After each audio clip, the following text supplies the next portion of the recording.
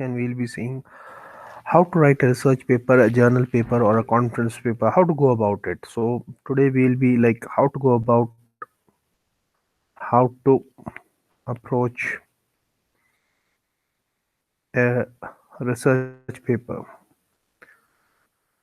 So before going for a research paper, who can do research? It is for everyone, from those of who are joined their graduation, and those who are doing post graduation, and obviously those who are doing their PhD. For them it is necessary and must to produce research papers of quality. So how do you go about your research, and what are the important parameters that you have to look into? So there are two type of researches. The number one is like going for the conference paper, and the number second would be the journal paper. So today let's discuss in this section about the conference paper and how do we go about. So like how do you go about the conference paper? So there are some important things that you should be knowing. So to conference paper there's a platform called as EasyChair. So www.easychair.com or edas. Okay, so you need to create an account over there. So it's very simple to create an account. All you need is your email ID, and go to the site and follow their instructions, and you will be having your account within minutes.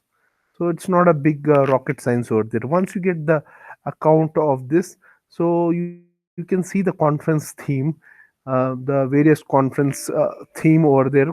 So that is very easy. So once you get the conference theme, so the other important factor for your understanding would be to get the topic, like on which you want to write a paper. So select a topic. So while you are selecting a topic, there is again two type of research that you can do. Either you can do an original research, that would be to simulate something, original research, or some data or some hardware stuff. Either you can go simulation, okay, or with and hardware. So here, or what you can do is that you can do a review paper. So let's discuss how do you go about a review paper in the next session. So while considering about the review paper, so review paper, how do you go about a review paper? It is very simple. First of all, you will choose a topic.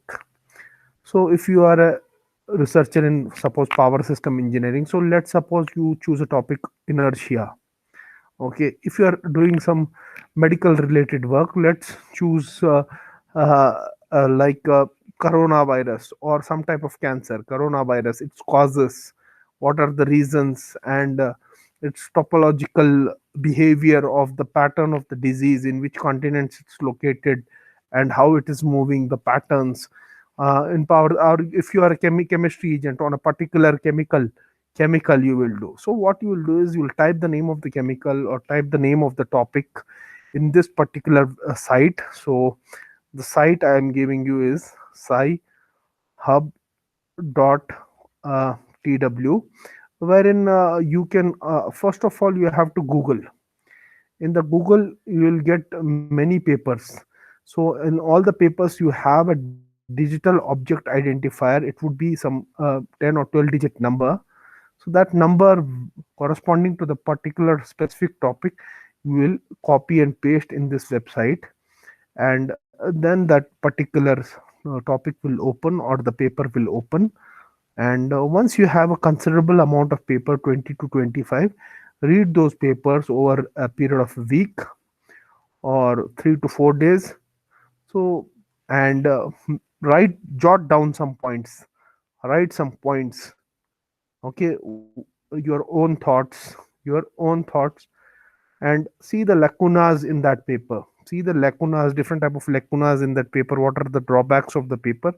And once you get some inferences, so what you can do next is that, next thing you will be doing is, next thing you need to do is to write your own review. Write your own review. Now the major chunks of the review, everything you cannot paraphrase, but there are times that there is something that is vital, you need to paraphrase, you cannot avoid it. So you will, for that purpose, you use a software called as Quillbot. so wherein you can paraphrase it. Paraphrase, because what is the reason for paraphrasing?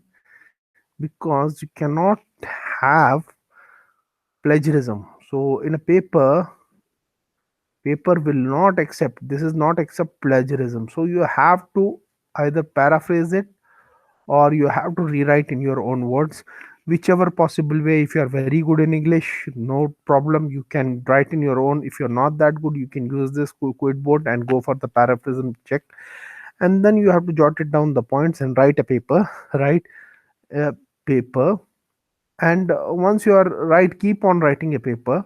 It will take you 3 to 4 days, 5 days, 6 days, whatever comes to your mind at that particular point. Don't stop, keep on writing. keep, keep on writing, keep on writing until you finish that paper. Keep on writing until you finish it. So once you finish it, give a 3 4 hours break or 1 day break. Give a break, give a break. Show to someone, show to show to someone. It can be like an expert in that field, or it can be an expert with the grammar, or it can be your friend, it can be your peer, but it should be really your friend, and get their comments on that thing. Okay, it can be your guide, get your comments on that. Once you get your comments on that, try to incorporate it, try to incorporate it, and refine it, refine it. You have to constantly go for the refinement of the paper. So once you have refined it, so what you do is that now you have refined it, finally refined it, and you are good to go, and you are good to go. So you can upload it at easy chair or edas, and just download their formats of the paper, the scheme, download the formats, download the formats, and make sure that you will be downloading the referencing, download the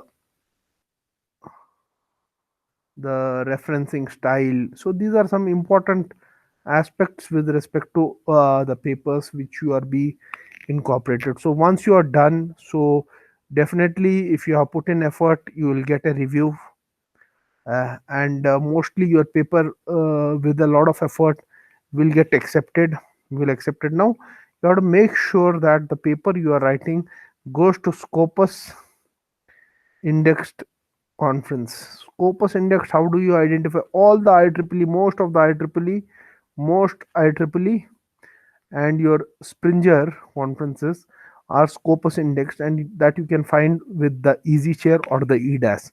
So once you are done with it, then the payment procedure and the website will guide you, so you will be very good with it. So website will guide. So now there is coronavirus, so website will guide. So you can do virtual conference, so the virtual conference. But earlier, when the coronavirus or the coronavirus will go out hopefully, so at that particular time you have to go to the conference. So you have to make sure that, because you have to be physically present in the conference. So if there is no virtual conference, so make sure that the conference wherever you have applied, so it is little bit nearby. Okay, or even if it is far, you should be available to go, available, you should be available on that dates, available on that dates. Make sure if you have some funding, if you are doing PhD in some premier institutes, they have funding for conferences, funding for they give you travel allowance, and some also give you the registration fees. So all the conferences are paid. I mean, whether it be IEEE or whether it be Springer, so you have to pay.